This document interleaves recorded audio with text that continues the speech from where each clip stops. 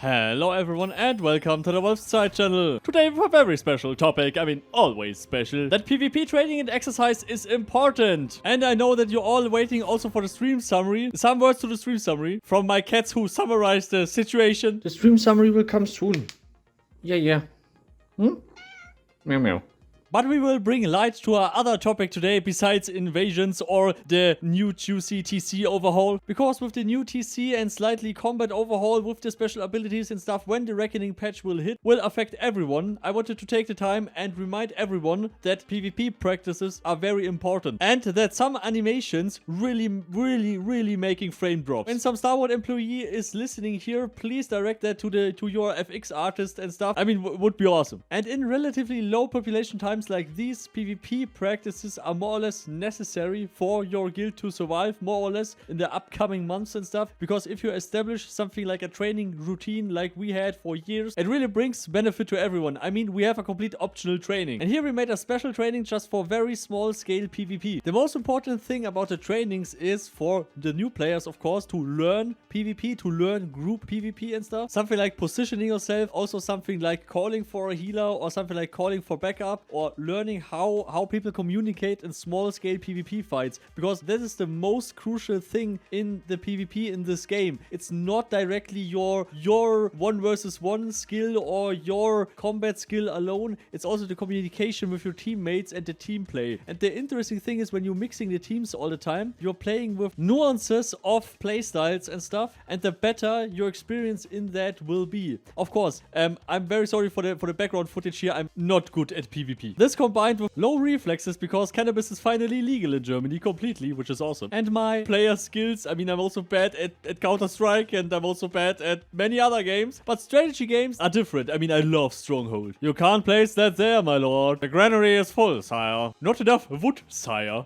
Anyway, the key point of a lot of trainings or PvP trainings in guilds is often that people are not completely thrown into the meat grinder. What I can tell you from 15 years of experience of a lot of that in the first game and also in the second game is, when you prepare your members for fights and stuff, they will have more motivation, even more ambition, even when they lose in the next fights and stuff, because they are at least a little bit prepared. They could at least impact a little bit on something. And also, secondly, for your veteran players or for the players that are longer or playing or making daily PvP all the time, we have a lot of them, it's very essential to practice with the guild you're playing with a lot of times group fights, because this can really save your ass.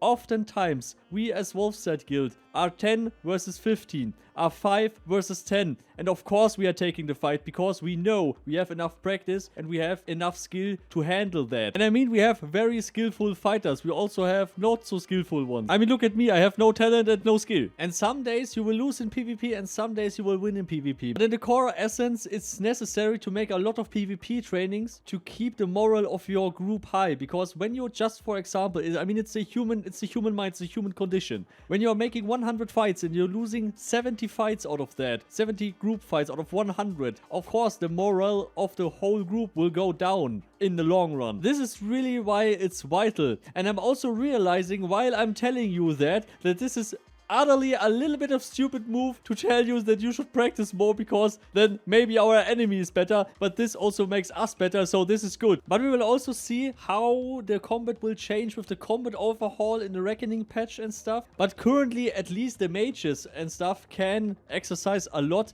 For the normal fighter, it also depends on what Star Wars has exactly planned on the combat overhaul. But Henrik also confirmed that they will not change the spinning mechanic and stuff. They will not restrict that. They want to remove that more or less in the long run. But it will still be possible to making the spin attacks and stuff. But as you have seen in the footage here, in such combat situations, even in these small scale combat situations, not everyone is using the prima ballerina moves. Another little hint I can give you in PvP trainings for your guild or for your group is that you train in the gear you would normally go out and make PvP. We have practiced this a lot with other materials and stuff, and we all came to the conclusion: first, we have enough money and enough materials to sustain such a training, and secondly, it doesn't make any sense to train with an animal armor because you can't have the right stamina management there. But if you don't have enough money for expensive gear, this also perfectly works when you're using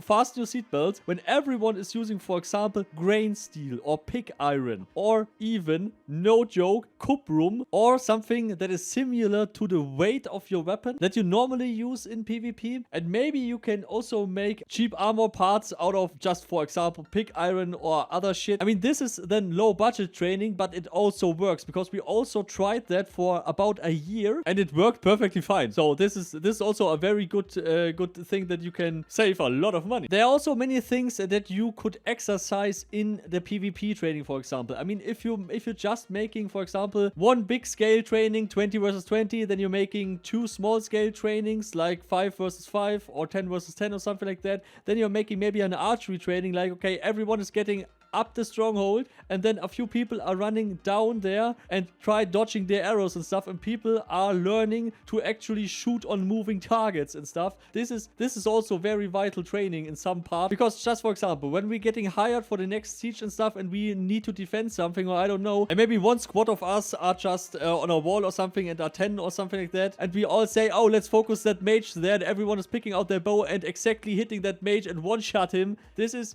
exactly the thing I'm talking about. This is preparing yourself for war. You're not preparing yourself for a fight. You're preparing your guild for war. And this exactly closes the circle of the TC Overhaul, because people need to get more serious again, because the last years or more, it was not a territorial control patch, it was a sieging patch. But now the shit is getting real and the political stuff is growing again. And even while I'm talking about that, I'm getting Mortal Online 1 vibes again. And no, I don't want to go back to this cyber psychosis. I'm over my PTSD from the first game, where I had sleepless nights because we were losing fights left and right, or because we were hired to something, couldn't fulfill the contract, getting sieged down multiple times. Of course, also sieged a lot of other people, also did everything to other people as well, including stuff that I'm not proud of, but it really depends on how hard you go down the rabbit hole. And from my personal understanding, I don't know, I've never played EVE Online so hard, but I've heard a lot of stories where best friends are getting traitors, where everything is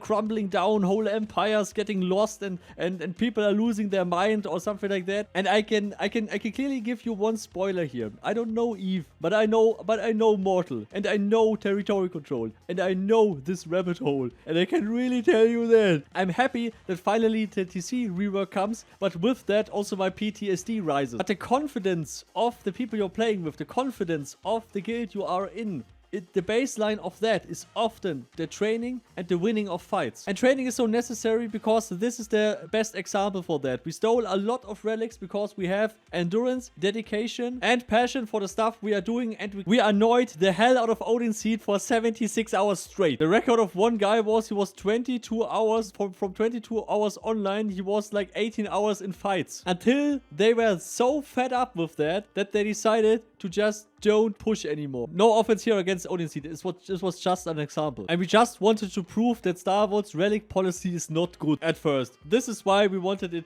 changed. And then after we totally accelerated the problem and nearly got every relic on the server in our hands, they changed, of course, the policy, which is completely understandable. That is what everyone in the guild was expecting. And a good practice and a good PvP training is the baseline, more or less, for every guild, in my personal opinion, because in a PvP game, you need that. The thing is, our training is completely optional. We're having a lot of traders. We're also having crafters in the game. We're also having players who don't participate in any PvP, more or less. And this is completely okay, because we have a lot of people who are participating in PvP. So this is no problem for us as a guild to handle. The whole video sounds like a whole advertisement for our hiring service. By the way, we are for hire, and for the next TC reckoning stuff, if you need support and you're having a lot of money, then you can also call us. And contracts are highly individual. We can't say upfront how much something costs, sorry. And the difficult thing on all of this is not losing the fun. And this is exactly the point. Always prioritize the fun. And before I annoy you with any more off-topic stuff or anything, everything I've said could also be wrong and you can have a totally different opinion. It's completely okay. But it would be nice to see how your guild is doing that, or how your guild is your guild even making PvP exercises or something like that. I mean, this is very interesting. So please leave a comment below if you can, would be awesome. I hope you found this video interesting. So please leave a like and subscribe, would be really awesome, by the way. And this scenery reminds me a little bit of Flow Rider with spin my head right round when you go down, when you... Okay, I should stop. So special thanks to all the supporters, of course. Carmel, Professor O, Carmel, Lucario, Mr. Minerva, Dem Tired, Ronus, Partanax, Clone Bullock, and all the others, of course. And of course, also thanks to Professor O for supporting this channel for years. And never forget to get hard, to make PvP training hard. I mean, party